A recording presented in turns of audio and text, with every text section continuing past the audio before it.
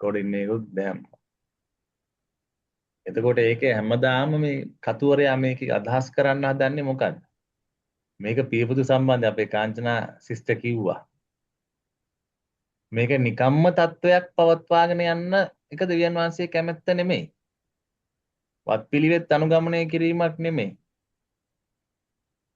හැබැයි ගොඩක් වෙලාවට වෙන්නේ වත්පිළිවෙත් කතාව තමයි. දැන් සාක්ෂියක් හැටියට ඔයාලට මොනවද කියන්න පුළුවන් යමක් තියෙනවද? මේ පාඩම් මාලාව පටන් ගත්තට පස්සේ ජීවිතයේ වෙච්ච පරිවර්තනය වීමක් වෙනස් වීමක් තිබ්බට වඩා කියන්න පුළුවන් දෙයක් තියෙනවා නම් අපි ශක්තිමත් වෙන්න කියමු බලන්න.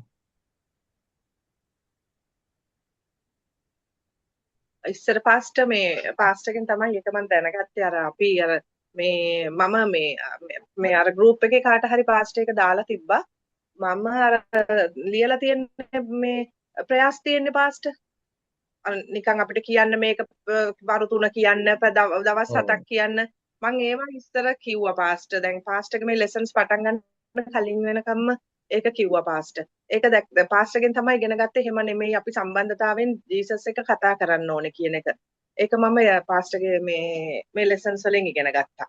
ඒක එහෙම කරන්න ඕනේ නැහැ. ඒක වත්පිළිවෙත් කිරීමක් වගේ දෙයක් කියලා. ආමේන්. ඔව් නේද? ඉතින් ඒක ඇත්තට වත්පිළිවෙත් හැමදාම අර එකම කටපාඩම් කරනවා වගේ ඒ කියන්නේ ජප කරන මන්ත්‍රයක් කියන වගේ තමයි. ඔව් ඒක මම තවත් ගොඩක් ඒවා දැනගත්ත පාස්ටර් මේ ඒ කියන්නේ වටිනා දේවල් ගොඩාරියක් දැනගත්ත පාස්ටර් මේ පාස්ටර්ගේ ලෙසන්ස් වලින් ඇත්තටම. හරි. දෙවියන් වහන්සේට ස්තුති වේවා. තව කවුද?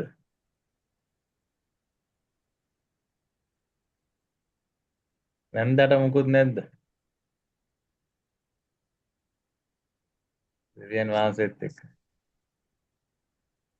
මට පුද්ගලිකව කියන්නේ මේ මට තමයි මං හිතන්නේ ලොකුම මේ මට සතුට තියෙන්නේ මොකද මං කිව්වේ මගේ පුතාර ටිකක් මුරණ්ඩු එක්කෙනා මං කොහොම හරි මේ පල්ලියට යනතනට කටයුතු කරගත්තයි කියලා ඒ මට මම කියලා නෙමෙයි ඇත්තට මං ඒක දැන් මේකට සම්බන්ධ වෙන්න කලින් හිටම් අර පොඩ මම මේකේ ගනුදෙනුවක් තිබුණානේ පල්ලියකට නොගියට ඉතින් ඒ කාලේ හිටම් මගේ හිත තිබුණේ එතන ඊට පස්සේ අර දිගටම යාඥා කර හැබැයි දැන් මේකෙන් පස්සේ අර හැම කියන්නේ අර මොහොතක් පාතා මොහොතක් කිව්වා වගේ ඒක හැම වෙලෙම හිතට එන්න ගත්තනේ හිතේ තියෙනවනේ දැන් මේක අනිවාර්යෙන් මේ තුල ජීවත් වෙන්න කියන එක එතකොට මම ඒක වැඩි යාඥා කරා අපේ පුතාගේ හිතේ නැඹුරුව මේකට යොමු කරලා දෙන්න කියන එක ඒක ඉෂ්ට වුණා.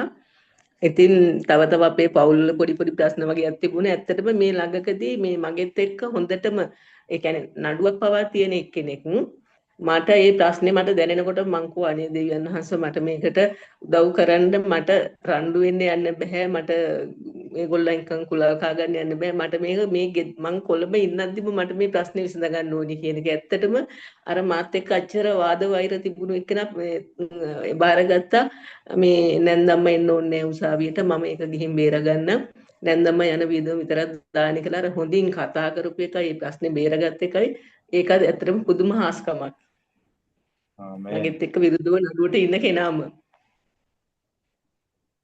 ඒකනේ සන්තෝෂයි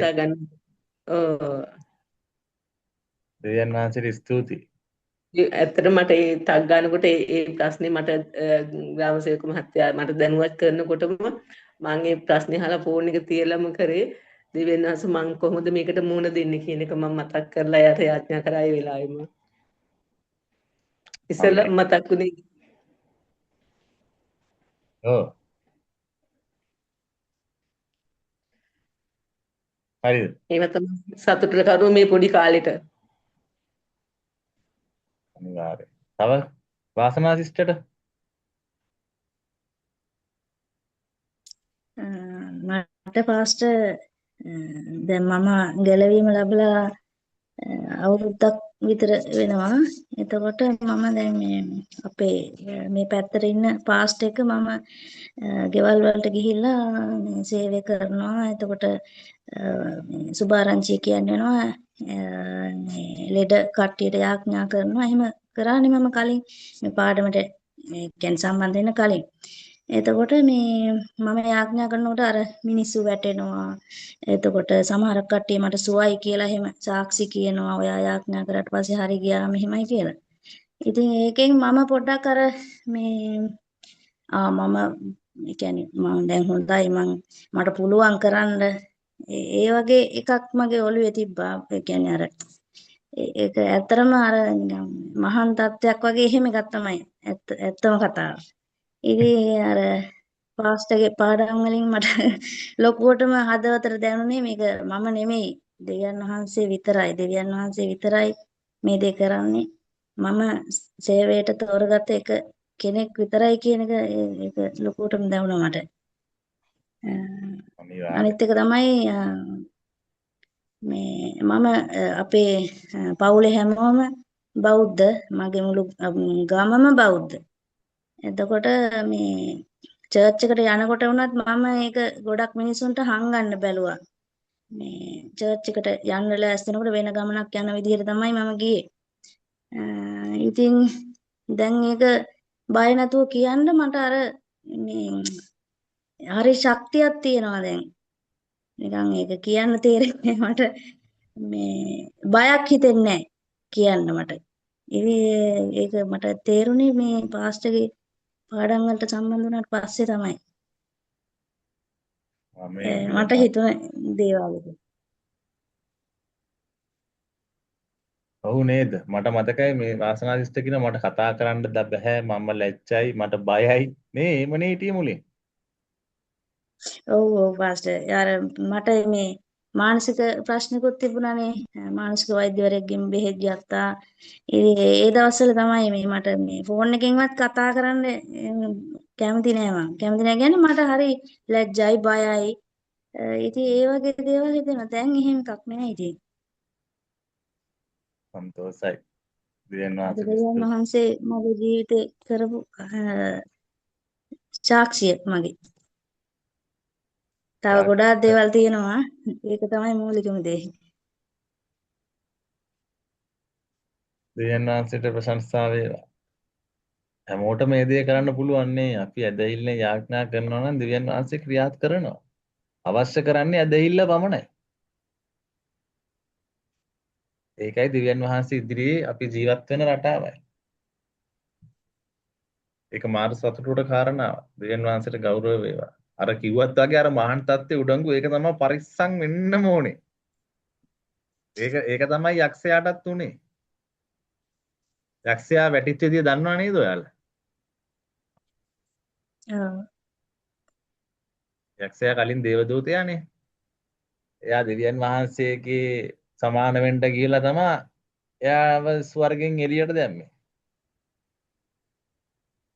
ඊට තමයි සතුරා බවට පත් වෙන්නේ. ඉතින් ඒ පොයින්ට් එක යක්ෂයා අදත් අල්ලනවා මිනිස්සුන්ගෙන්. දැන් උඹට පුළුවන්. දැන් උඹ වටා මිනිස්සු එනවා. දැන් උඹ වැඩ්ඩා. දැන් මිනිස්සු උඹට වඳින්න ඕනේ. ඕක තමයි භයානකම තත්ත්වේ. අද යන්නේ. ඉතින් ටක් ගාලා මොකද වෙන්නේ? අර කට්ටිය ආසයි ඒකට. ඒකට නිකම්ම අහු වෙනවා. දැන් මිනිස්සු එලා වඳිනවා, වට වෙනවා. පාස්ටර් කොහොමද ඔයා කරන්නේ? එහෙම කරනකොට අරයට මොකක් කියන්නේ දෙන්නේ නැහැ. එයා ඒකට ආසයි. එයා නොදැනුවත්ව එයා ඒක ලබා ගන්නවා මිනිස්සුන්ගෙන්. දන්නේම නැහැ. යක්ෂයා ෂොට් එක දීලා. ඒක තමයි හැමතිස්සම හිතා ගන්න ඕනේ මම නෙමෙයි. මට වඳින්නත් එපා, මට ස්තුති කියන්නත් එපා. ඒක කරපු කෙනාට ස්තුති කරන්න. එයාව දකින්න උත්සාහ කරන්න. right. එහෙනම් අපි ඉන්නේ මේකේ මොකද්ද වැදගත්ම දේ වත්පිළිවෙත් නෙමෙයි. ජීවමාන දෙවියන් වහන්සේ සමග ඇති සම්බන්ධතාවය. හැම මිනිස්සෙක්ම එතනට තමයි එන්න ඕනේ. පෞද්ගලික සම්බන්ධකමක් තියෙන්න ඕනේ. හැබැයි ගොඩක් අයට පෞද්ගලික සම්බන්ධකම තියෙන්නේ කාත් එක්කද? මේ සමහර කට්ටිය ඒකනේ පාස්ටර්ලා පිටිපස්සම යන්නේ ඒකනේ. එයාලා දෙවියන් වහන්සේට වඩා සම්බන්ධ වෙන්නේ පාස්ටර් එක්ක. තේරෙනවද? පාස්ටර්ම යාඥා කරන්න ඕනේ කට්ටිය ඉන්නවනේ. නැත්තම් සුව වෙන්නේ නැහනේ. දැන් ඒ තමයි වාසනා සිස්ටර් කිව්වේ ඒක. එයා යාඥා කරාම සුව වුණාලු. ඉතින් ඒක තමයි සාක්ෂිය. පාස්ටම කරන්න ඕනේ නැහැ. දැන් සමහර කට්ටිය ඒක වැරදිට එයාලා හිතන්නේ පාස්ටම මේ ඇවිල්ලා මේක කරන්න ඕනේ. පාස්ට නැත්තම් ඔක්කොම ඉවරයි. අන්න ඒකයි මේ පෞද්ගලික සම්බන්ධකම හදාගන්න එක තමයි බලවත්ම දේ. තාත්තා පුතා, තාත්තා දුව. ඒක තාත්තා අපේ හඬ අහන්න පුළුවන් නේ අනිවාර්යෙන්. දැන් අලුත කෙනෙක්ට තමයි ওই ගැටලුව. අලුත් කෙනෙක් නම් එහෙට මෙහෙට දුවලා දන්නේ නැහනේ. අවබෝධයක් නැහැ. කමක් නැහැ. එතකොට කියන්න පුළුවන්. හැබැයි හැමදාම අවුරුදු ගණක් ගිහලා තාමත් එයා පාස්ට පස්සේ දුවනවනම් එයා ඉන්නේ භයානක තැනක. එයා වර්ධනය වෙලා නැහැ. නේද? මොකක්ද එයාගේ ති වර්ධනය? වර්ධනවා කියන්නේ තමන් දෙවියන් වහන්සේත් එක්ක ඒ ගැඹුරට යනවා කියන එකයි. වර්ධනය වෙනවා කියන්නේ ආත්මිකව. එතකොට එයා දෙවියන් වහන්සේගෙන් තමයි එළිදරව්ව ගන්න බලන්නේ. දෙවියන් වහන්සේත් එක්ක කාලය ගත කරනවා. ඒකයි වෙන්න ඕනේ. පෞද්ගලික සම්බන්ධකම තමයි වැදගත්ම දේ.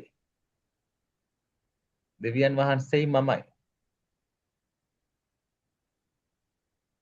right. පළවෙනි පොත මතකද? මේක බලලා කියලා වැඩක් නැහැ. කාටද දැන් කටපාඩමින් කියන්න පුළුවන්? 1 2 3 4 කියන්න බලන්න.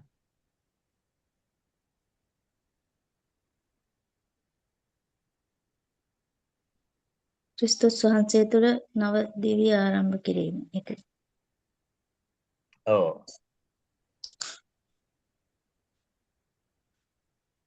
දෙක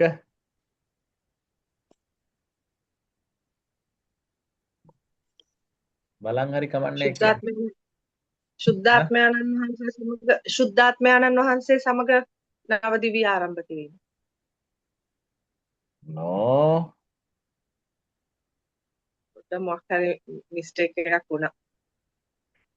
ක්‍රිස්තුස් වහන්සේ සමග සහභාගීකමෙන් යුත් ඔබේ නව දිවිය ආරම්භ කිරීම. හරි. දැන් තියන්නේ නං නෑ 3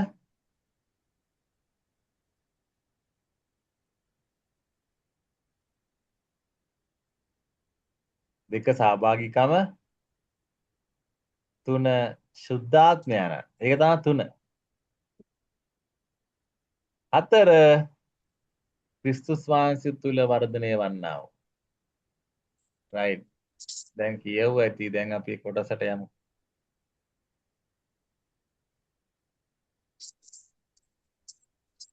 අර මේ ටික කියවමු බලන්න. සමීර අයියා කියවන්න.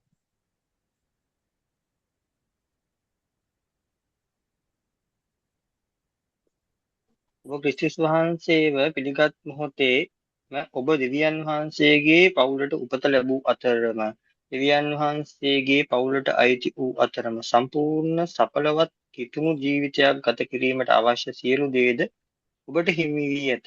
යේසුස් ක්‍රිස්තුස් වහන්සේ කෙරෙහි ඔබ තබන විශ්වාසයේ ප්‍රතිඵලයක් ලෙස ආත්මික වර්ධනය ඇතිවේ. ධර්මිෂ්ඨයා ඇදහිල්ලෙන් ජීවත් වේ.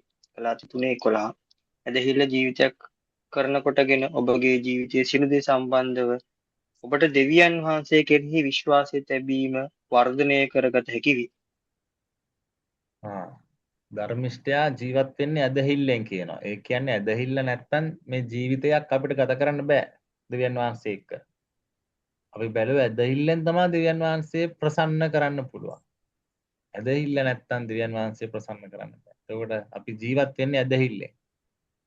පෙනීමෙන් නෙමෙයි. අපිට පෙනෙන දේවල් නෙමෙයි. මොකද පෙනෙන දේවල් මායාවක් ගොඩක් වෙලාවට. නේ? දිලිසෙන සියල්ල රත්තරන් නොවේ වගේ තමයි. අපි මොන හරි දෙයක් දැක්කාම පොඩි ප්‍රශ්නයක් දැක්කාම මේක ලොකුවට හිතලා දැන් ඔක්කොම ඉවරයි කියලා හිතනවනේ අපිට.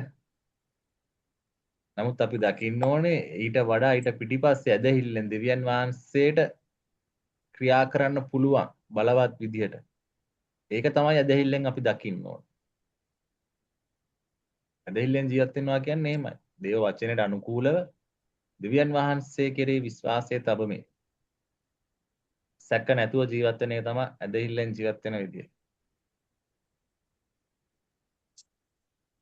right. මෙන්න මේ පොතේ කතා කරන්න යන points. යාඥාව. බයිබල් අධ්‍යයනය. කීකරුකම. යාඥාව කියන එක දන්නවන්නේ මොකක්ද කියලා? දෙවියන් වහන්සේත් එක්ක තියෙන සම්බන්ධතාවය, කතා බහ, sannivedane. ඊට පස්සේ බයිබල් අධ්‍යයනය. ඊට පස්සේ දෙකම කරාට පස්සේ අවශ්‍ය දේ තමයි කීකරුය. මේ තුනම තියෙන්න ඕනේ. අත්‍යවශ්‍යයි. එකක් තිබිලා අනිත් එක නැත්තම් ඒක කරන්න අපහසුයි. සම්බන්ධයක් නැහැ. මේක නිකන් අර ත්‍රිත්වයක් වගේ තමයි. එකක් හරි අඩු වුණොත් ඒක පවතින්නේ නැහැ හරියට. ෆේල්. තුනම තිබ්බොත් තමයි බැලන්ස් වෙලා සමබරව යන්නේ. හරි. යාඥාව. කියමු බලන්න මේ කොටස. කවුරු හරි යාඥාව යනු අප දෙවියන් වහන්සේ කතා කිරීමත් උන්වහන්සේගේ හඬට ඇහුම්කන් දීමත් වේ. කිතුණු ජීවිතයේ අසාර්ථකභාවයට බොහෝ විට හේතු වී ඇත්තේ යාඥාව මදිකමයි. අන්න පොයින්ට් එක. ඒ කියන්නේ දෙවියන් වහන්සේ සමග පෞද්ගලික සම්බන්ධකම නැහැ. ඒක නේද කතාව.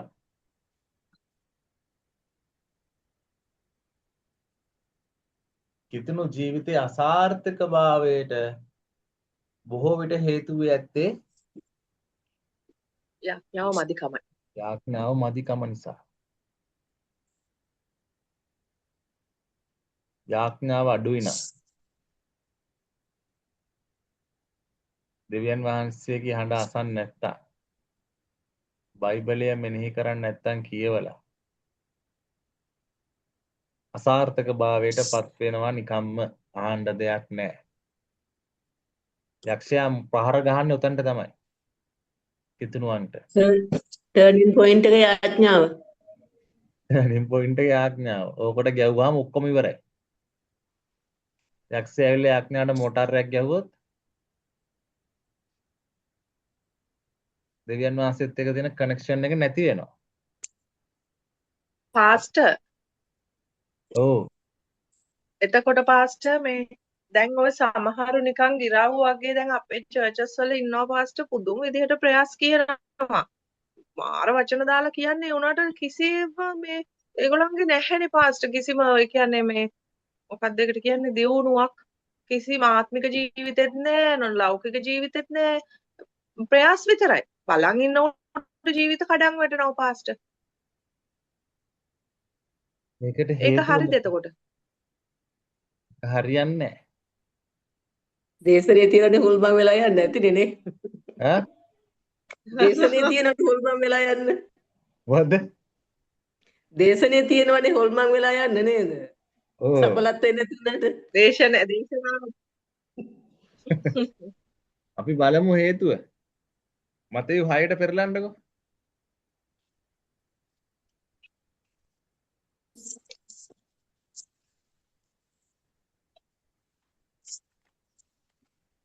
මතේ 6:05 ඉඳන්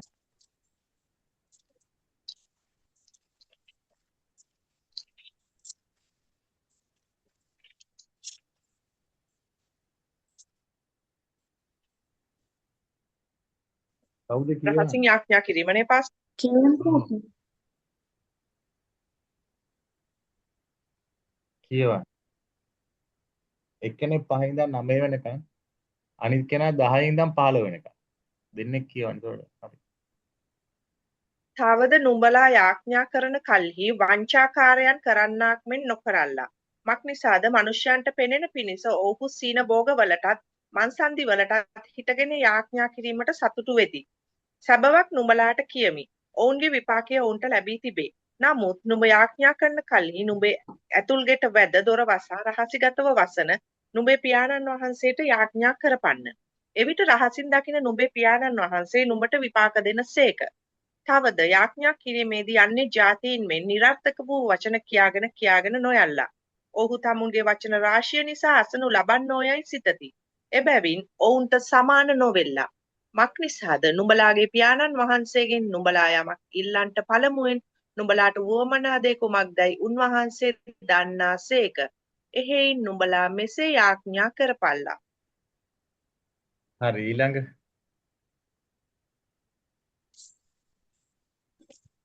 කවුද වාස්නා සිස්ටර් කියවන? 10 ඉඳලා නේද පාස්ටර්? ඔව්. ස්වාමීන් වහන්සේගේ යාඥාව. ස්වර්ගයේහි වැඩ සිටින අපගේ පියාණනි, ඔබගේ නාමයට ගෞරව වේවා. ඔබගේ රාජ්‍ය ඒවා. ඔබගේ කැමැත්ත ස්වර්ගයේහි මෙන් පොළොවේහිද කරනු ලැබේවා. අපේ දවස්පතා භෝජනය අපට අද දුන මැනව. අපේ ණයකාරයන්ට අප කළාක් මෙන් අපේ ණයත් අපට කමා කළ මැනව. අප පරීක්ෂාවට නොපමුණුවා නපුරාගෙන් අප ගලවුව මැනව. මක්නිසාද නුඹලා මනුෂ්‍යයන්ට ඔවුන්ගේ වරද කමා කරන්නහු නම් නුඹලාගේ ස්වර්ගීය වූ පියාණන් වහන්සේ නුඹලාටත් කමා කරන සේක. නමුත් නුඹලාට මනුෂ්‍යයන්ට ඔවුන්ගේ වරද කමා නොකරන්නහු නම් නුඹලාගේ පියාණන් වහන්සේත් නුඹලාගේ වරද කමා නොකරන සේක.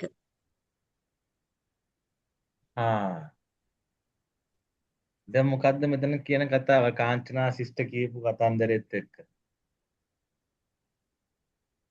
ජේසුස් වහන්සේ මුලින්ම කියනවා තවද නුඹලා යාඥා කරනකොට වංචාකාරයෝ වගේ කරන්න එපා.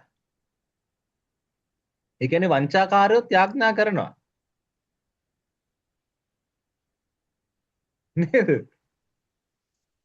වංචාකාරයොත් යාඥා කරනවාලු. මොකද්ද යාළගේ යාඥා ක්‍රමය? වංචාකාරයෝගේ සිස්ටම් එක මොකද්ද?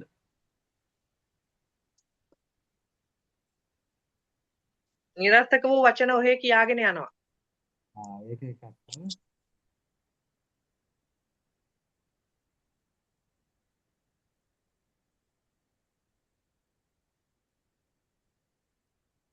කාටද පුළුවන් කියන්නේ? ඒක එකක්. ඔබ ලියාගන්න.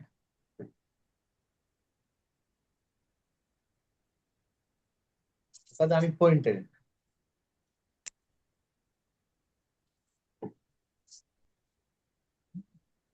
පස්වෙනි පදේ බලන්න. අර වචන ගොඩක් කියනවා.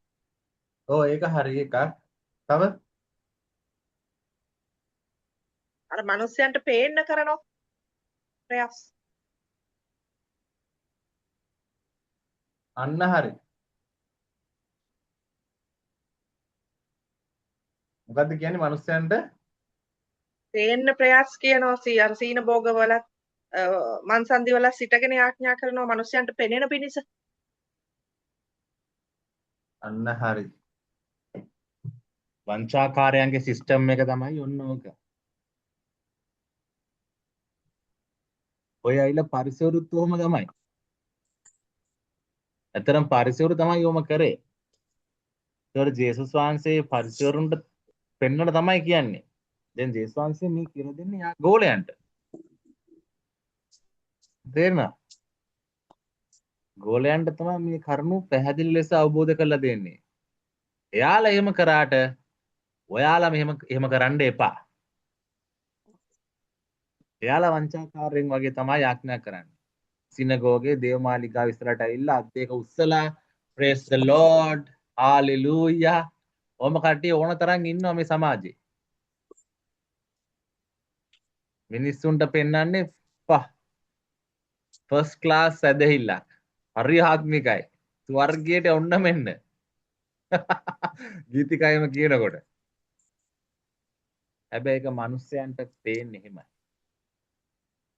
හැබැයි දෙවියන් වහන්සේ ඒක දකින්නේ මෙයා වංචාකාරයෙක්. කොහොමද? දෙවියන් වහන්සේ දකින්නේ මනුෂ්‍යයාගේ අතුලාන්තය නේ. උන්වහන්සේ පිටස්තර බොරු ශෝභන බොරු ෂෝ ඔෆ් වලට කැමති නැහැ. අතුලාන්තයේ ආකල්පය මොකද්ද? අන්න ඒක තමයි දෙවියන් වහන්සේට වැදගත්. දෙවියන් වහන්සේ බලන්නේ ඒකයි. ඔවුන් කොහොමද මනුස්සයන්ට පෙනෙන පිණිස? පෙනෙන පිණිස තමා කරන්නේ. මන්සන්දි වෙලයි පාරේ හැම තැනම කොම් මිනිස්සුන්ට පේන්න. සැබෑවක් නුඹලාට කියමි. ඔවුන්ගේ විපාකය උන්ට ලැබී තිබේ. මොකද්ද විපාකය ලැබී තිබේ කියන්නේ? ඔවුන්ට විපාකය ලැබිලාලු රිවෝඩ් එක. මොකද්ද කියන රිවෝඩ් එක ලැබිලා තියෙන විපාකය? කාටද පුළුවන් කියන්නේ? ඒ කියන්නේ ඒගොල්ලෝ ඉල්ලන දේවල් මේ දෙවියන් වහන්සේ දෙන්නේ නැහැ නේද පාස්ටර්? ඔය යාළගේ විපාකය ලැබී තිබේ කියනවනේ. මොකද්ද ලැබී තිබිලා තියෙන්නේ? ලැබිලා තියෙන්නේ විපාකය.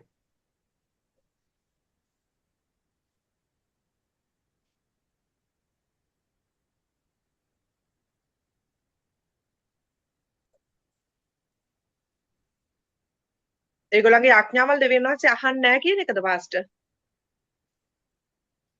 ඔය කොහොමත් අහන්නේ. නමුත් මේ කියන විපාකය ඔව්.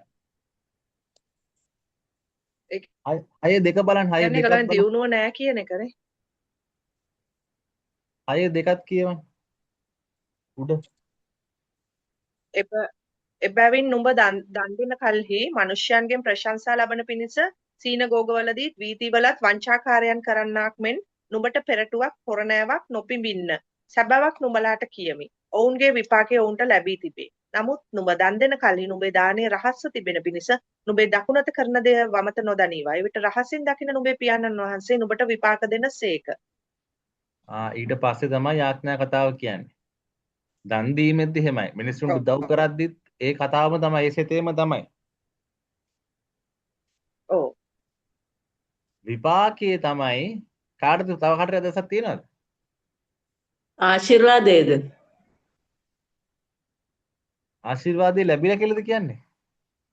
ඉතින් විපාකද ඉතින් දැන් මේක කියන්නේ නමුත් නුඹේ ආඥා කරන කල්ලි නුඹේ ඇදුල්ගෙට වැද දොර වසා රහසිගතව වසන නුඹේ පියාණන් වහන්සේට යාඥා කරන්න. එවිට රහසින් දකින නුඹේ පියාණන් වහන්සේ ඔබට විපාක දෙනසි. ඒක හරි සිස්ටම් එකනේ. ඒක හරි. ඔව්. දැන් අතන අර වංචාකාරයන්ට කියන විපාකේ මේ අහන්නේ. ඕකේ. උඩ එතකොට ඒක කියන්නේ පාස්ටර් ඒගොල්ලන්ට ජීසස් කිසි දෙයක් දෙන්නේ නැහැ කියන එක. විපාකය කියන්නේ ඒගොල්ලන්ට කිසි දෙයක් හම්බ වෙන්නේ නැහැ. ඒගොල්ලන්ගේ ජීවිතේ එතනමයි කියන එක. එතනමයි. ලැබී තිබේ.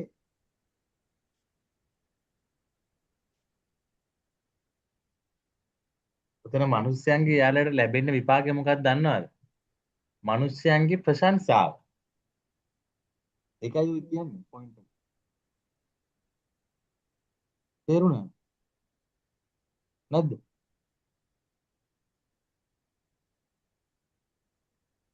තේරුණාද? ඒ කතාව. සිස්ටර් කියන එක හරි තමයි. කොහොමත් ලැබෙන්නේ නැහැ පංචාකාරයන්ට. ඒ කියන්නේ වංචාකාරයින්ට මේ අර ඉන්න මිනිස්සුන්ගේ ප්‍රශංසා විතරයි දෙවියන් වහන්සේගෙන් කිසිම දෙයක් අපිට ලැබෙන්නේ නැහැ කියන එක නේද උතන කියන්නේ. අන්න හරි.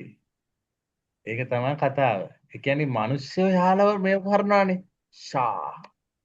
මිනිස්යන්ගේ ප්‍රශංසාව කියන්නේ ඒකයි. අර හරි හොඳ කෙනෙක් නේ. ආ මිනිස්සුන්ට සෑහෙන්න උදව් කරන කෙනෙක්. එයා හරි ආත්මික කෙනෙක්. අන්න විපාකය. ඒ කියන්නේ මේ ලෝකයේ මිනිස්යන්ගෙන් එයාට හම්බෙන හොඳ ප්‍රතිචාර.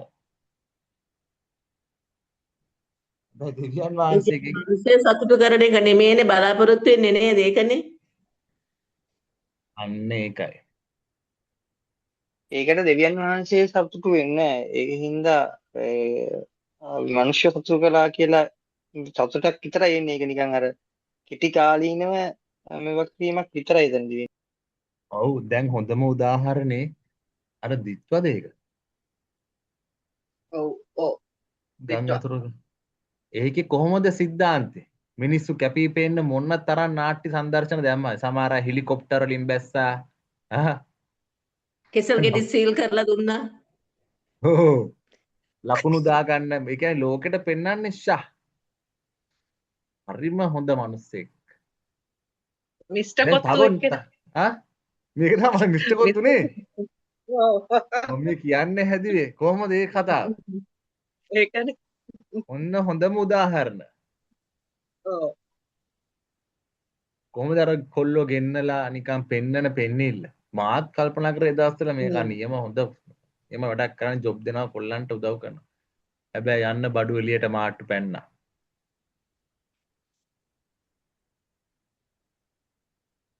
ඔවුන්ගේ විපාකය උන්ට ලැබී තිබේ.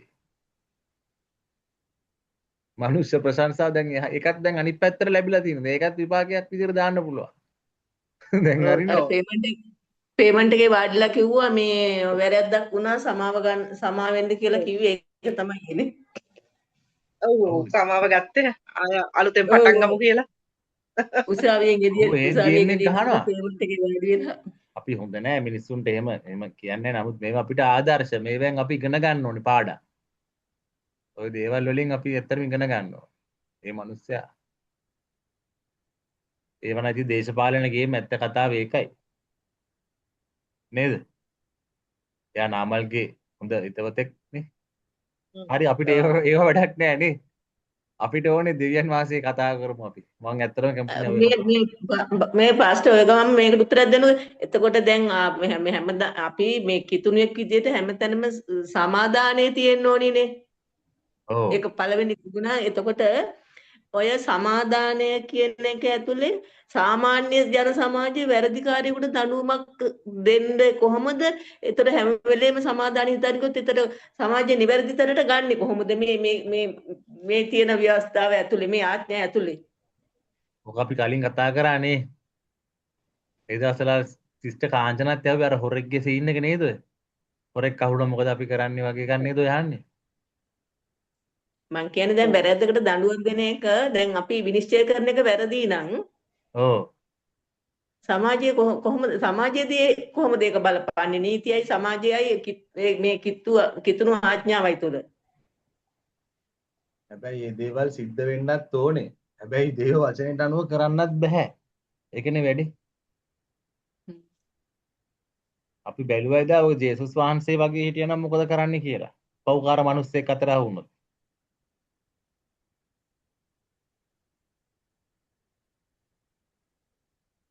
ඒක මාර අමාරු කාරණාවක්. ඒ කියන්නේ මනුෂ්‍ය පැත්තෙන් බැලුවොත් අපිට ඒක කරන්න බෑ.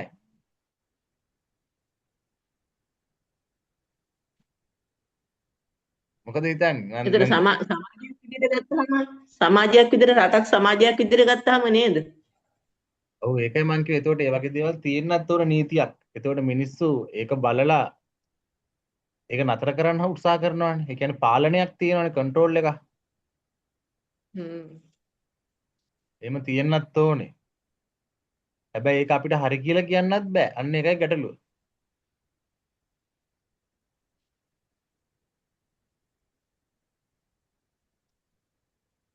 දැන් සමහර වෙලාවට එහෙම ගැහුවා මිනිස්සු මට තියෙන කනගාටුව මේකයි. දැන් මිනිස්සු එහෙම අහුණාම හොඳ වැඩේ අර යකාට. ඒ වගේ හිතනවනේ. අන්න ඒක හොඳ නෑ. අවුරුදු ගානකට ඇතුලේ දාන්න. ඕ. ඒක තමයි නරක. අපිට එහෙම හිතන්න බෑනේ ක්‍රිස්තියානි කෙනෙක්ට. අපි ප්‍රේමය තියෙනවා නම් දෙවියන් වහන්සේගේ අපි බලන්න ඕනේ. අනේ මිනිස්සයා අන්ධකාරයේ ඉන්න කෙනෙක්. එයාටත් දේව ප්‍රේමය ඕන කෙනෙක්. එයාටත් පව් සමාව ඕන කෙනෙක්. ඒක තමයි වැඩේ. හැබැයි දඬුවමක් තේරුම් ලැබෙන්න ගන්න ඕන. නැත්නම් පාස්ටර් ආ තේරුම් ගන්න නැත්නම් පාස්ටර් මටත් හම්බ වෙලා තියෙනවා පාස්ටර් ජීවිතේ එහෙම අය කියනවා තේරෙන්නේ නැහැ තේරුම් ගන්න නැහැ පාස්ටර් පල්ලියට එක්කන් ගිහිල්ලා කියනවා මගේම පවුලේ කට්ටිය ඒ වෙලේට ඉතින් අපිටත් අර සීමාව පයින්නව වෙලාවකට අන්න ඒක තමයි වැඩි ඔය සීමාව පැන්නාම තමයි ඩේන්ජර්. ඇත්ත අපි මිනිස්සුන්ගේ පැත්තෙන් බැලුවාම ඉතින් ඒක ඇත්ත.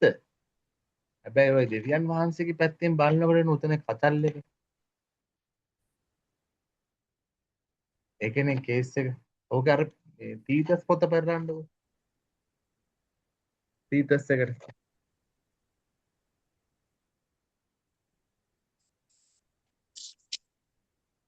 තීතස් කියන්නේ අන්තිමට නේද?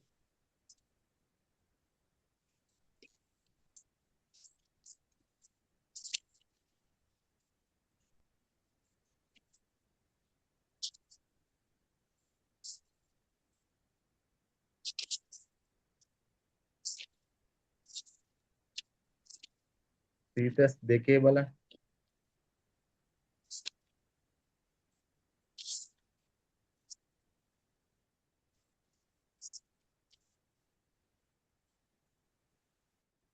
පළමුවෙනි දෙවෙනි ආවවාදයෙන් පස්සේ එපා කරන්න කියලා තියෙනවා. බලන්න හම්බ වෙනවද කියලා. මට දෙකපාරට හොයා ගන්න බෑ.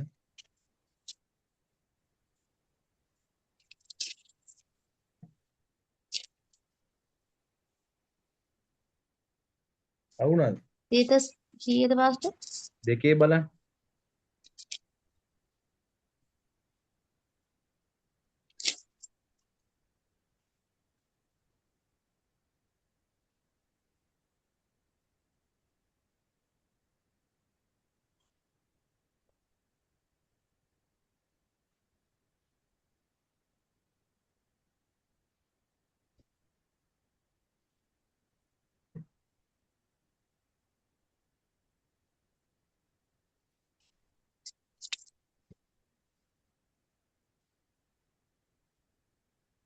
මට මතකයි එතන තිබ්බා මේක වගේ. නේද පාස්ටර්? හම්බුණා? පාස්ටර් 3:9 නේද? 3:9 නේද? 3:10 වේදකාර මිනිසයා පෙරළී ඉන්න බව අන්න හරි දැනගෙන අන්න හරි. කියවන්න බලන්න. 9 ඉඳලා කියවන්නේද පාස්ටර්? ආ නමුත් මෝඩ වාද පෙළපත් කතා විවාද ව්‍යවස්ථා ගැන ඩබර යන මේවායින් අහක් වයන්න. මක් නිසාද ඒවා නිෂ්ඵලය නිරර්ථකය. වේදකාර මිනිසයා පෙරළී ඉන්න බවත් දැනගෙනම පව් කරන බවත් නුඹ දන්න බැවින් පළවෙනි දෙවනි අවවාදයෙන් පසු ඔහු එපා කරපන්න. අන්න උත්තරේ හරිනේ.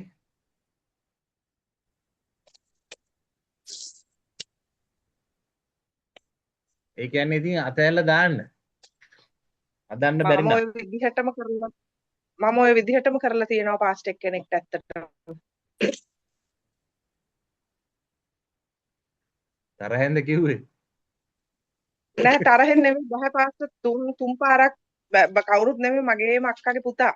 බෑ පාස්ටර් හදන්නම බෑ කිව්වා අන්තිමට මටත් බනින්න එනවා. මං අත්හැරලම දැම්මා. දැන් මගේ පස්සෙන් එනවා. අන්න ඒකයි. ඒ කියන්නේ අපි යාලට අර ඔක කරන්න අයින් කළා දානවා කියන්නේ යාලට අපි වෛර කරනවා කියන එක නෙමෙයි. අර කියලා තේරුමක් නැති නිසා පැත්තකට කරනවා. ඔව්. එහෙම තමයි ඉන්න ඕනේ. එපා කරන්න කියන්නේ ඒකයි. නැත්තම් එයාට මේ වෛර කරන්න එහෙම කරනවා කියන නම් වැරදි. එහෙම කරන්න බෑ. එයාගෙන් අපි අර අයින් වෙලා ඉන්න ඕනේ ඊට පස්සේ. තවත් කියලා අපරාධේ කාලේ නාස්ති කිරීමක් ඒ නිසා අයින් වෙනවා. ඒ වගේ. හරි. ඔව්. හැබැයි එකක් කියන්න දෙකක් කියන්න. නේ? තුනක්ම කිව්වා පාස්ටර් තුනක්ම එකක් කියලා කියලා බලන්න කියලා කියන්නේ. කියන එක ආන්නෙම නැත්තම් තමයි කියන්නේ ඔය. නැත්තම් සංඛ්‍යා එකක් දෙයක් කියන එක නෙමෙයි වචනාර්ථයෙන්. එහෙනම් මේ මිනිස්සු අල්ලලා උසාවි දාන එක හරිනේ. ඒ පළවෙනි වතාව කියන දෙයක් නේක. ඔව්. ඔව් හරි නේද? හරි. ඇත්තටම ඉතින් බලනකොට නීතියක් පළවෙනි දෙවෙනි. තියෙන්නේ. ඔව්. වැඩි කරන කෙනා නීතියට අවු වෙන්න ඕනේ ඉතින්. තිබ්බොත් වැඩක් බලාගත්ත හැකි නේද? නැත්තම් ඉතින් තේරුමක් නැහැනේ නේ. හොරකම් නැත්තම් බලා ගන්න තිබ්බ වැඩ.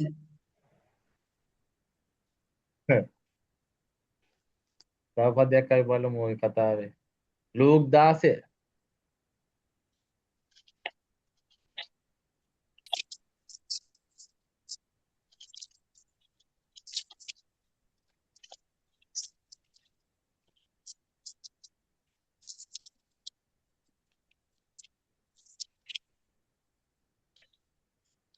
16 කීයද පාස්ටර්?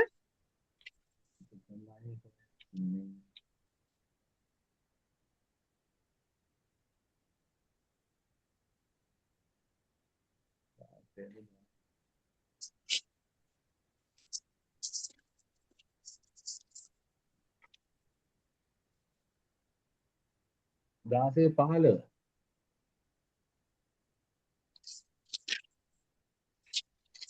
උන්වහන්සේ ඔවුන්ට කියනසේක් නුඹලා නම් මනුෂ්‍යයන් ඉදිරියෙහි තමුන් ධර්මිෂ්ඨ කරගන්න අයය. නමුත් දෙවියන් වහන්සේ නුඹලාගේ සිත් දන්නාසේක.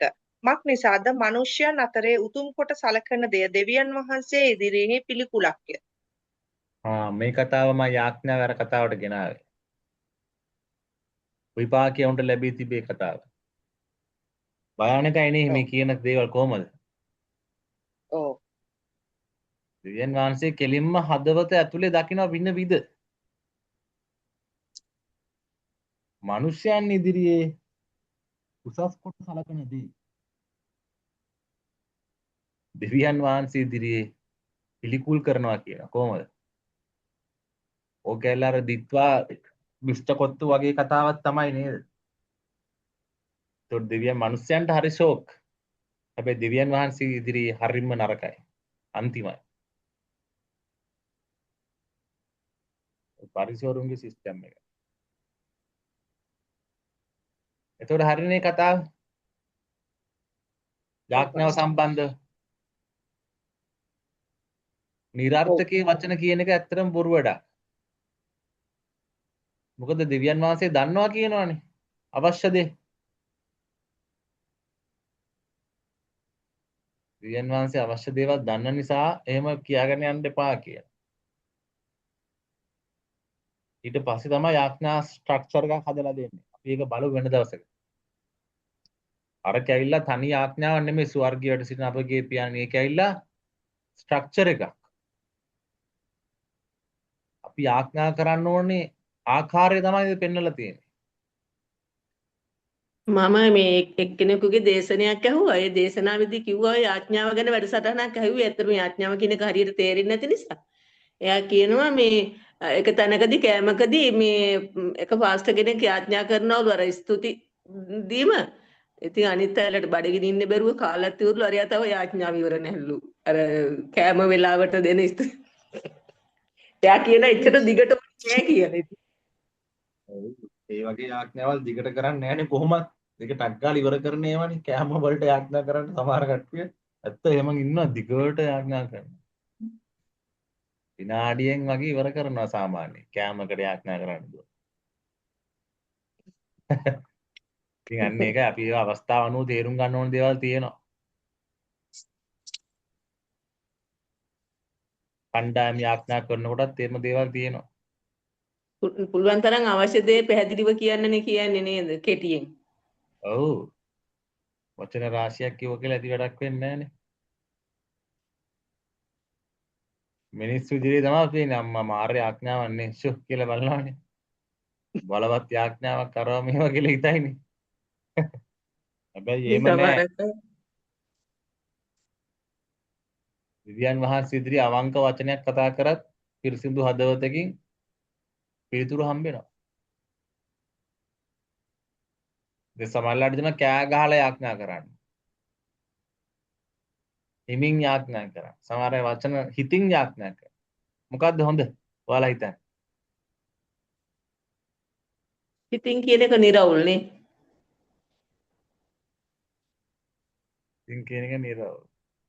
මං කියන්නේ පොඩ්ඩක් කෑ ගහන්න නැතුව නිකන් නෝමල් අපි මේ කතා කරන ගානට. ඔව්. දැන් අර සමහර පාස්ටර්ලා යක් වෙලවන්න ගියාම හූත් කෑ ගහන්නේ ඇයි? යකා බය වෙයි කියලා. යකා බය වෙයි කියලා නේ පාස්ටර්. යකා බය වෙන්නේ සද්දේද? එක දවසක් අපිට කිව්වා පාස්ටර් කෙනෙක් මේ එහෙම ප්‍රයාස් කියනකොට හයියෙන් යකා යන්න කිව්වට හරියන්නේ නැහැ මේ බනින්න ඕනේ කියලා. පිස්සුවානේ කවුද එහෙම කියන්නේ? පාස්ටර් කෙනෙක් කිව්වේ පාස්ටර් මේ නිකන් හිමීට කිව්වට එයා යන්නේ නැහැ කියලා. එතනදී අර ගොඩක් ඔය නාසරි ජේසුස් වහන්සේගේ නාමයෙන් පාවිච්චි කරනවලු ඒ වචන එතෙන්ටනේ. ඔව් ඒ කියන්නේ මේක අනකිරීමක්නේ. සද්දෙන් කිව්වා කියලා වැරදි නෑ. නමුත් සද්දේ නිසා යකා යන්නේ නෑ. අපි ඒක තේරුම් ගන්න ඕන. මිනිස්සුන්ගේ සද්දයට යකා බය වෙන්නේ නෑ. හරි ක්‍රමවේදය යෝනේ. ප්‍රයායක පාස්ටර් හරි සිස්ටම් එකට ටිකක් රූඩ් වට කියන එක තමයි කිව්වේ. තරහෙන්. ඔව්. ඒ කියන්නේ නෑ තරහෙන් කියන්නේ ටිකක් අර එයා බය හිතෙන විදිහ නේ සොෆ්ට්වෙයාරට නැතුව ඔව් ඒක හරි. මොකද යක්ෂයාත් එක්ක හුරුකම් කරන්න බෑනේ. ඔව් අන්න ඒක කිව්වේ. ඵලයන් යක්ෂයා කියලා අර හයියෙන් කෑ ගහලා කියන්නේ නේද? යසරි යේසුස් වහන්සේගේ නම ඵලයන් යක්ෂයා කියලා හයියෙන් කියන්නේ. අන්නේ නැන්දත් ඔහොම try තමයි කරලා බලන්න. කිව්වේ ආ? නැන්දත් try කරලා බලන්න. ඇයි? අය ගෙදරින් අනිත් අයලා හොල්ම වෙලා බලයි. නෑ විහිළු නෙමේ. පුළුවන් අනිවාර්යෙන්. දැන් අපේ වාසනා ගෙදරින් පන්නේ. අර වාසනාව මේ ඒ කියන්නේ ඒක ආධිපත්‍යයක් ඇතෝ කියන්න ඕන ඔතොරිටි එක අරන්. දන්න ඇදහිල්ලෙන් කියන්න ඕන. එතකොට තමයි යකා බය වෙන්නේ. නැත්තම් අපි නිකන් සද්ද දැම්ම කියලා යකා යන්නේ නැහැ. ඇදහිල්ල ඇතුව ඒ ආධිපත්‍ය ඇතුව තමයි මට හිතෙන් බලනිනකොට හිතෙනවා ඒ ආඥා කරන පාස්ටර් ඒ කෑ ගහන වේගෙට එයාට කලන්තය හැදිලා හැදෙයිද කියලා ඒ තරම් වේගකින් කෑ ගහන්නේ එහෙම කියන්නේ නේ. ඔව්. යකා නෙමෙයි අර මිනිස්සයා බය වෙනවා අහලපාලෙන්නේ. ඔව් ඔව් ඔව්. ඒකකින් නෑ යාඥා කරන එක ප්‍රශ්නයක් නෑ. ඒ කියන්නේ ඒක කාටවත් බාධා වෙන්න හොඳ නෑ. ඒකයි තේරුම් ගන්න ඕනේ. තමන්ට කැමැත්ත පරිදි ඉතින් තමන්ට සද්දෙන් නම් එහෙමයි. හැබැයි සද්දෙන් යාඥා කරනවා නම් ඉතින් කාටවත් බාධා වෙන්න බෑ. ඒ කියන්නේ අර ඒකේ පොඩි සමාලවල සද්දෙන් කියනකොට පොඩි ගැම්මක් තියෙනවානේ. එහෙම දෙයක් තියෙනවා ඉතින්. අර හිමීට නිකන් අර ලතාවට කරනකොට පොඩි එක වෙනසයි. අර ගැම්මට කරනකොට වෙනසක් තියෙනවානේ කොච්චර වුණා. තව පොඩ්ඩක් තියනවා කියලා කියනවානේ සමහර අඩුයි තව පොඩ්ඩක් තියන එතකොට දෙනවා අර විදිහටම.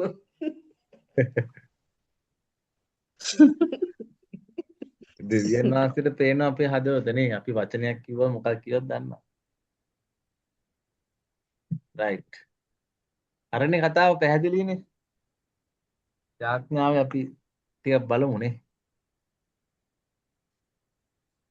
කතා කරන්න පුළුවන් යාඥාව ගැන නම් සෑහෙන තවනේ. යාඥාව කියන්නේ මොකද්ද? යාඥාව යනු දෙවියන් වහන්සේට කතා කිරීමක්. උන්වහන්සේගේ හඬට ඇහුම්කන් දීමක් වේ. කිතුණු ජීවිතයේ අසාර්ථක භාවයට බොහෝ විට හේතු වී ඇත්තේ යාඥාව මදිකමකි. හරි. මේකේ මොකද්ද පොයින්ට් එක? ගොඩක් වෙලාවට යාඥාව කියවම අපේ ඔළුවේ තියෙන්නේ මොකද්ද? ඉල්ල මේක විතරයි. ඉල්ලන එක විතරයි. ඒ කියන්නේ දෙවියන් වහන්සේට කතා කරන එක විතරයි. හැබැයි මෙතන විශේෂ දෙයක් කියනවා මොකද්ද? දෙවියන් වහන්සේගේ හඬට ඇහුම්කන් දෙන්නත් ඕනේ අපි. අන්න රයිට්. දැන් කමියුනිකේෂන් කියන්නේ ඒකනේ.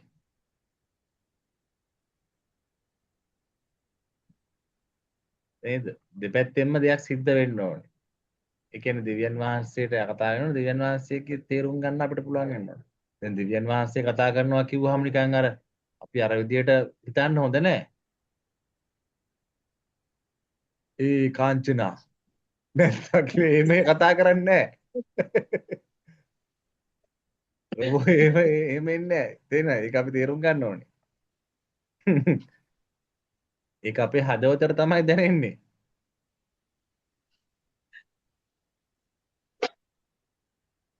අන්න ප්‍රශ්නයක් තියෙනවා දැන්. මිනිස්යා දෙවියන් වහන්සේට කතා කරනුවේ කෙසේද? පිලිප්පි 4:6 7 කියවන්න ඕන. නෑ ඒක ඊළඟ එකනේ. එකට මොකක්ද උත්තරේ? යාඥාවමයි. right. හරිනේ කතාව. තව කවුද කියන්නේ?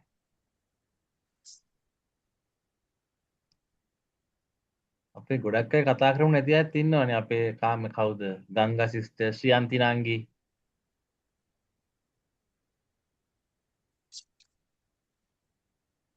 එයාලට කතා ගීතිකාවලිනුත් කරනවා. කතා කරනවා. ගීතිකාවලිනුත් කතා කරනවා කියන්න පුළුවන් නේද පාස්ටර්? ඔව් එකත් ගන්න පුළුවන්.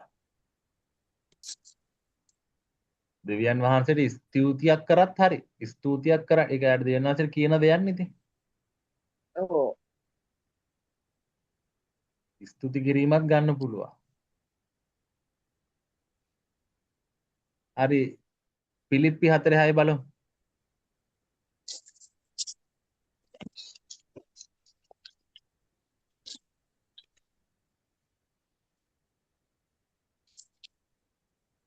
නුඹලා කිසිවක් ගැන කනගාටු නොසිතා සියල්ලෙහිදී ස්තුති දීම සමග යාඥාවෙන්ද කන්නලව්වෙන්ද නුඹලාගේ ඉල්ලීම් දෙවියන් වහන්සේට දන්වා පල්ලා. එවිට කිසි නුවණකින් දැනගත නොහැකි වූ දෙවියන් වහන්සේගේ සමාදානය ක්‍රිස්තුස් යේසුස් වහන්සේ තුල නුඹලාගේ සිද්ද සිතුවිලිද ආරක්ෂා කරනවා. ආරක්ෂා කරනවා ඇත. ඔව්. හරි. මේ PDF එක හැමෝම ගාම තියෙනවද මේ පොත? නෑනේ. දැන් ওই කිව්ව බයිබල් පදේ මොකද්ද? ඔය තියෙන ස්ක්‍රීන් එකේ. පිලිප්පි පිලිප්පි මේක දාලා 4. තියෙන්නේ. මේක මම දානවා කොහමත් ඔයාලට. එතකොට ෆොටෝකොපියක් ගන්න. ඉවර කරලා දෙන එක ලේසියිනේ. දැන් මේකේ දාත්තා මුලුවට යනවා. ඊට පස්සේ print එක අරන් ආයි වෙන මුලි දැන් ආයි බලාගෙන යන්න. පුරවලා. එතකොට දෙපාරක් ඔලුවට යනවනේ. හරි දැන් මොකද්ද මේකට උත්තරේ? මෙම පදවලට අනුව අප විසින් කළ යුතු දෑ මොනවාද? පදේ පැහැදිලිනේ කියන එක. පැහැදිලි නැත්නම් ආයි කියවන්න.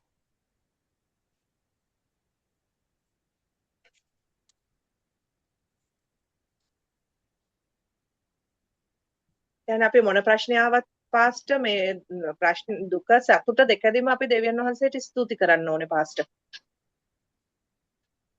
කළා අපේ ඉල්ලීම කියන්න ඕනේ. ලැබුණු දෙයටත් නොලැබුණු දෙයටත්. No. ලැබුණු දෙයටත් නොලැබුණු දෙයට. පළවෙනි පොයින්ට් එක මොකද්ද? සියල්ලෙහිදී ස්තුති කරන්න ඕනේ.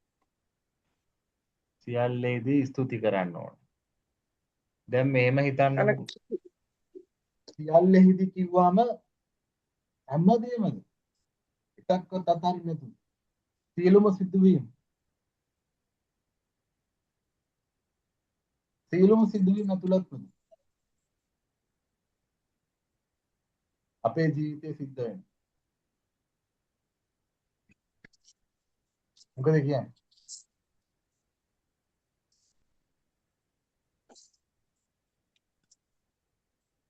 කාටද කියන්න පුළුවන්? සියල්ලේදී කියන එක පාස්ටර් අහුණානේ. සියල්ලෙහිදී කියන එක අපේ ජීවිතේ සිදුවෙන සෑම දෙයක්මද? ඔව්. සියලුම දේවල් සිදුවීම් ඇතුළත්වද? ඔව්. ඔව් පාස්ටර්. හරි. මෙහෙම වුණොත් එහෙම අපේ පවුලේ කෙනෙක් නැති වෙනවා. ඇක්සිඩන්ට් වෙනවා. එක්ක වෙඩි දිනනවා. එක කරුවර මරලා දානවා. උදාහරණයක් වශයෙන්. දැන් ඒ වගේ සිදුවීමක් අපිට වුණොත් ස්තුති කරනවද?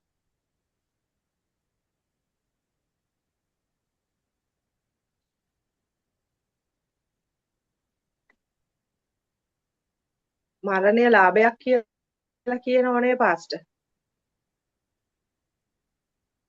ක්‍රිස්තුස් වහන්සේ උදෙසා. ක්‍රිස්තුස් වහන්සේ නිසා මරනවා නම් ප්‍රශ්නයක් නැහැ. වේද සාක්ෂික. ප්‍රාණ පරිත්‍යාගී. එහෙම නැතුව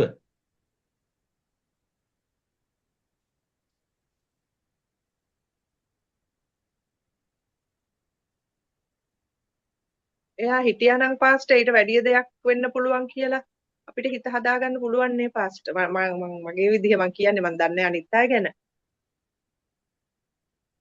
දාගන්න පුළුවන්ද? මේ කියන්නේ මං හිත පවුල කෙනෙක් හදාගෙන ඈ පවුල තියෙනවා කෙනෙක්. පාස්ටර්. අපලුසෙන් තමයි ඔව්. ඒ කියන්නේ අඬන්න නැතුව ඉන්න පුළුවන්. දුකට ඇඬුණු මගේ අයියා නැති වුණා පාස්ටර්. දැන් ඊයේ තමයි අවුරුද්ද කම්ප්ලීට් උනේ. නිින්දෙන්ම නැති උනේ. ගිය අවුරුද්දේ. එතකොට මං ඇත්තට හිත හදාගත්තා. එයා මේ ලෝකෙන් ගියා. එයා ඒ කියන්නේ දෙවියන් වහන්සේ ළඟට ගියා කියලා මං හිත හදාගත්තා. ඇඬුවා. ඒ වුණාට මං ටක් ගාලා හිත හදාගත්තා පාස්ටර්. අන්න ස්තුති හරි. කරා දෙවියන් වහන්සේට. නැන්ද වාසනා සිස්ටර් ශ්‍රියන්ති නංගි ගංගා සමීර අයියා මෙහෙම හිතන්නකෝ අපි ලෙඩක් ඇදිලා පිළිකාවක් වගේ මොන හරි ඇදිලා යාඥාත් කරනවා සෑහෙන්න ඒත් සුව වෙන්නේ නැහැ. අන්තිමට එච්චර යාඥා කළා එයා මැරිලා යනවා.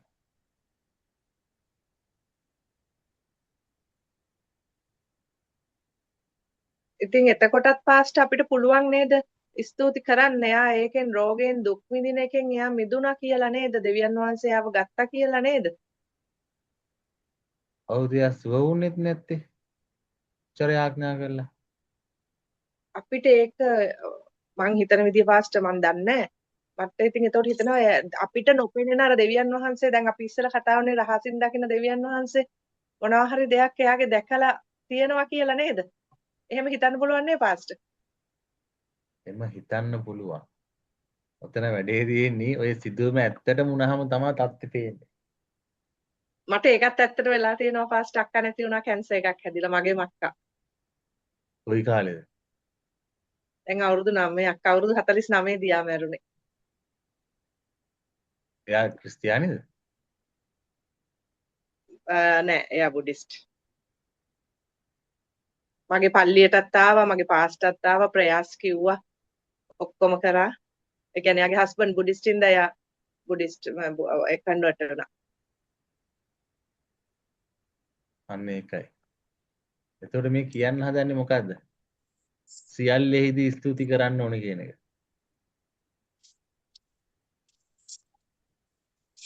ඔව්.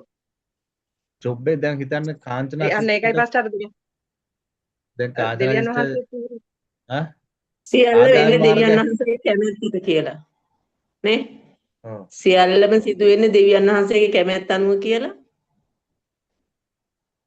ඔව් ඒක දැන් එතන අපි වෙන අතරින් හිතන්න තව උදාහරණයක් බලමුකෝ.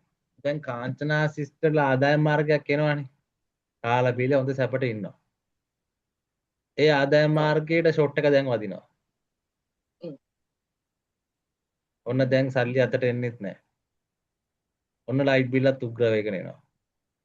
ඔන්න කෑමත් කන්න බැරි වේගන එනවා. ඔන්න දැන් CTB එකෙන් මේකෙන් ඇවිල්ලා ඔන්න ලයිට් කපන්න එනවා. දැන් මොකද කරන්නේ? එතකොටත් පාස්ටර් දෙවියන් වහන්සේ තුල මේ ඉන්න ඕනේ දෙවියන් වහන්සේ අපි වෙනුවෙන් දෙයක් කරනවා කියන විශ්වාසයෙන්. අනිවාර්යයෙන් මෙතන තමයි ඉන්න ඕනේ. නමුත් ඔක ඇත්තට ඔව්. වුණොත් මොකද කරන්නේ? අඬයි දුක් වෙයි. ඇයි ස්වාමිනී ඔබ වහන්සේ මට මේක දුන්නේ නැත්තේ? එහෙම හිතෙන්නේ නැති වෙයි කියලාද කියන්නේ?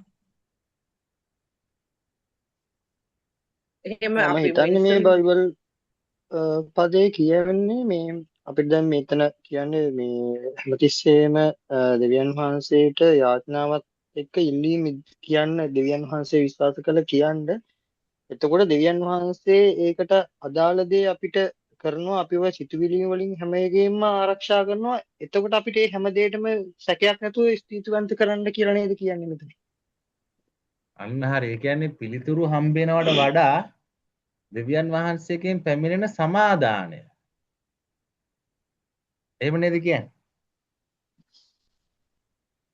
අපි දෙවියන් වහන්සේ ගැන විශ්වාස තියලා අපි ඒ කරන දෙයට අපි දෙවියන් වහන්සේට ඒ කරන යාඥාව කිසිසකයක් නැති කරන යාඥාවට දෙවියන් වහන්සේ දෙන දෙයට අපි ස්තුතිවන්ත වෙන්න කියලානේ කියන්නේ මෙතන. එතකොට දෙවියන් වහන්සේගේ නුවණින් අපිට ඒ දේ අදාළ දේ අපිට කරනවා කියන එකනේ කියන්නේ. දෙවියන් වහන්සේ අපිට අවශ්‍ය දේ හරිම දේ අපිට ලබා දෙනවා. ඒ විශ්වාසයෙන් අපිට යාඥාවෙන් දෙවියන් වහන්සේ අපිට ගැළපෙන දේ දෙනවා. හරිම දේ. අපේ ජීවිතේ හැමදේම අනාගතේ හැමදේම තීරණය කරන දෙවියන් වහන්සේ. එතකොට අපි ඒකට ස්තුතිවන්ත වෙන්න ඕනේ. අපි හැමදෙස්සෙම ස්තුතිවන්ත වෙනවා අපිට ඒ හරි දේ ලබා දෙනකොට. ලබලා දුන්නොත්නේ. ලබලා දුන්නේ නැත්තම් අපි ඒ වුණාට අපි දෙවියන් වහන්සේ ගැන තියෙන විශ්වාසය නොකඩවා ඒ කියන්නේ දෙවියන් වහන්සේ අපිට තියාගන්න ඕනේ. ඒ කියන්නේ ඇදහිල්ල දිගටම තියාගෙන යන්න ඕනේ ඉතින්. අන්න ඔව්. හරි. ඒක තමයි මම මේ කියන්න ඇදහිල්ල. හදන්නේ. ඔයාලා මේ තැනට කොයිම ගෙනල්ලා වෙලාවකවත් මේ කොයිම වෙලාවකවත් ඇදහිල්ල නැති කරගන්න හොඳ නැහැ. ඇදහිල්ලෙන් විතරයි අපිට දෙවියන් වහන්සේ ළඟට යන්න පුළුවන්. ඒ ඇදහිල්ලයි යාඥාව වෙන්නේ. අන්න හරි. අපි එතකොට කියන්නේ දැන් ඕකේ ඇත්ත කතාව මේකයි මම කියන්න උත්සාහ කරන්නේ. ඒ වගේ වෙලාවට අපිට කරන්න අමාරුනේ ඇත්ත කතාව ඒක. අපි ඔය බෙල්ලට හිර වෙනකොට ඔය කරන ස්තුතිය කරන්න අමාරුයි. මේ කියනවා වගේ ලේසි නෑ. මොකද ඒවලේ ටාක අමාරුයි. එතකොටත් අපි ස්තුති කරන්න ඕන කියලා තමයි කියන්නේ. එතකොට කරනකොට මොකද වෙන්නේ? අර කියන කිසි නුවණකින් දැනගන්න බැරි පුදුම සමාදානෙ එන්නේ අන්න එතකොටයි. එතකොට තමයි අපි සිතුවිලි ආරක්ෂා වෙනවා කියන්නේ. ඒකයි ඔගේ කියන්නේ. නැත්නම් අපේ යාඥාට උත්තර හම්බෙනවා කියන එක නෙමෙයි මෙතන කියන්නේ. සිතුවිලි ආරක්ෂා කරනවා ඇත. උත්තර හම්බෙනවා. ඒක අපි පිළිගන්නවා කොහොමද? නමුත් මෙතන කියන්නේ ඒ දෙවියන් වහන්සේ පුදුම සමාදානයක්. කිසි නුවණකින් දැනගන්න බැරි. ඒ කියන්නේ ප්‍රශ්නෙට අපි කලකිරිලා අපි වේදනාවටපත් වෙන්නේ නැහැ. අපේ සිතට මාර පුදුම සමාදානයක් එනවා. يعني මානසික නිදහස අපේ මනස අපි පල්ලෙහාට වැටෙන්නේ නැතුව අපි ආරක්ෂා වෙනවා කියන අන්න හරි. ඒක තමයි පොයින්ට් එක.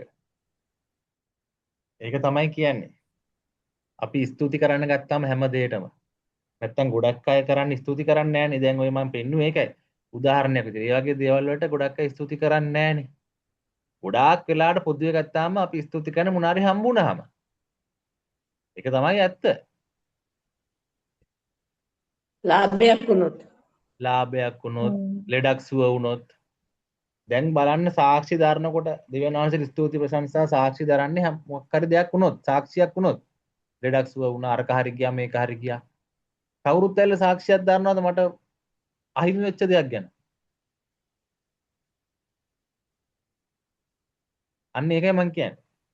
අපිට යමක් අහිමි වුණොත් ඒකට ස්තුති කරන්න පුළුවන්ද කියන එක. ගොඩක් වෙලාවට ලබන දෙයට තමයි ස්තුති කරන්නේ. හැබැයි අහිමි වෙන දෙයටත් ස්තුති කරනකොට ඒක මාර පෙරලියක්. ඒක තමයි දෙවියන් වහන්සේ කැමැත්ත. අර දෙවියන් වහන්සේ ගෝලය 12 දෙනාගෙන් එක්කෙනෙක් හිරගේ ඉන්නකොට හිරගේ ඇතුළේ ඉඳලා දෙවියන් වහන්සේට යාඥා කරා ස්තුති කරාලු නේද හිරගේ ඇතුළේ ඉඳගෙන. අන්න හරි. එතකොට මොකද උනේ? දන්වැල් පවා කැඩෙන්න ගත්තා. හිරගෙදරින් නිදහස් වෙලත් ආවා. නැත්නම් මම මෙච්චර දෙවියන් වහන්සේ අදහද්දී ඇයි මං හිරේ ඉන්නේ කියලා නෙමෙයි හිතලා තියෙන්නේ. අනිවාර්යෙන්. දැන් නිකන් හිතන්නකෝ එහෙම හිතෙන්නේ නැද්ද කියන්නකෝ. අපි ජේසුස් වහන්සේ වෙනුවෙන් කතා කරලා. දෙවියන් වහන්සේගේ සේවය අපේ නෙමෙයි උන්වහන්සේගේ වැඩේ. එච්චර කළා. අපි හිරේ දානවා ගහලා. එතකොට මොකද්ද හිතෙන්නේ? ස්වාමීන් වහන්සේ ඔබ වහන්සේගේ වැඩෙත් කළා. දැන් මම මෙන්න ගුටිත් කාලා ඔබ වහන්සේ මාව බේරගත්තෙත් නෑ. මං දැන් හිරබක් කන්නත් වෙලා මට. මගේ වැඩක් කළා නෙමෙයි ඔබ වහන්සේගේ වැඩක් කරලා. ඔබ වහන්සේ මාව බලා ගන්න නැද්ද?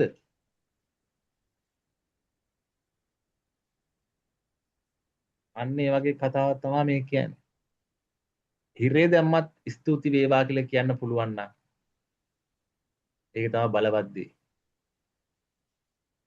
පවුලුතුමාලා ඒ වගේ පොරවල්. ඒ වගේ මිනිස්සෙක් තියානේ මේක ලියන්නේ. දැන් මේ පිලිප්පි මේක ලියන්නේ හිරේ ඉඳන්. ඒක දන්නවද?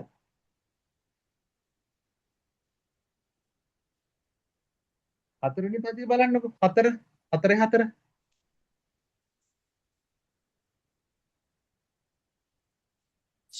ස්වාමීන් වහන්සේ තුල නිතරම ප්‍රීති වැල්ලා නැවතත් කියමි. දැන් මේක පාවුල්තුමා ඒක තමයි ලස්සනම කතාව ඈ. පාවුල්තුමා මේ පිලිප්පි ලිපිය මේක ලිපිනේ මේවට කියන්නේ අපි අලුත් කියවසුමේ මේක පාවුල්තුමා ලියන්නේ පිලිප්පි කියන හසුන ලිපිය මේ පොත මෙයා මේක ලියන්නේ හිරගේ ඇතුළින්ද? දන්න? හ්ම්. හිරබත් කකා තමයි මේක කියන්නේ. මොකද්ද කියන්නේ? ස්වාමින් වහන්සේ තුල නිතරම ප්‍රීති වෑල්ලා. හිරබත් කකා ඔක කියන්න පුළුවන්ද?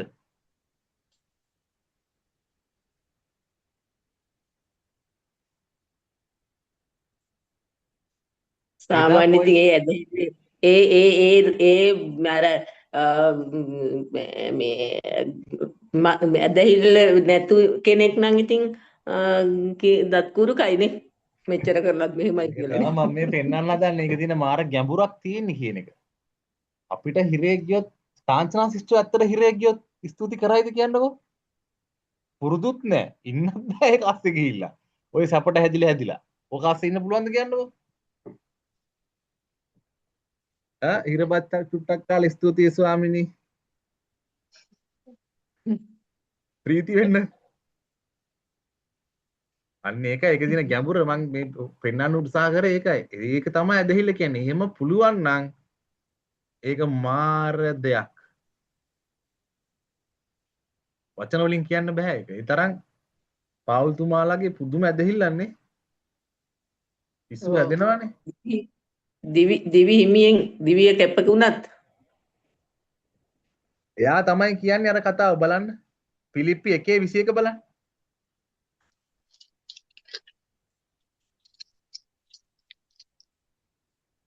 අපේ ටයිම් එකත් හරිනේ.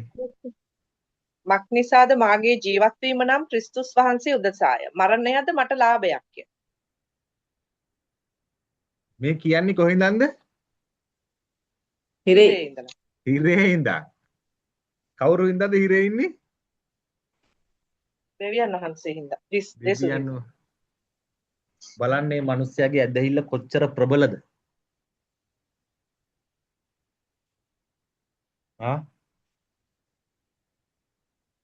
මේ ඇදහිල්ලේ උපරිම තල. මරෙන්ඩත් ලෑස්තිලු. ඒක ලාභයක්ලු. මං ඉස්සෙල්ලා කිව්වේ පාස්ටර් නේද? මරණය ලාභයක්.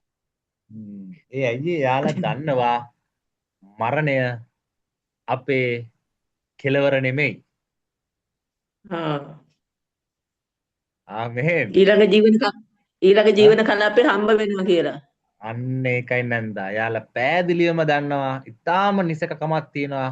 බෙල්ල කැපුවත් අපිව දෙවියන් වහන්සේගෙන් වෙන් කරන්න කාටවත් බෑ. අපිට සදාකාල ජීවනයේ තියෙනවා කියන්නේ ඒකයි. ගෝලේ ඔක්කොම බය නැතුව තම තමන්ගේ ජීවිත පූජා කළේ කසනවටද? ජේසුස් වහන්සේ ළඟ තියාගෙන ඉගැන්නුවා. ඒ ඉගැන්වීම අල්ලගත්තා. සත්‍ය අවබෝධ කරගත්තා. අන්තිමට දිවි පූජා කරා. අපි මැරුවට අපි ඉවරයක් නැහැ.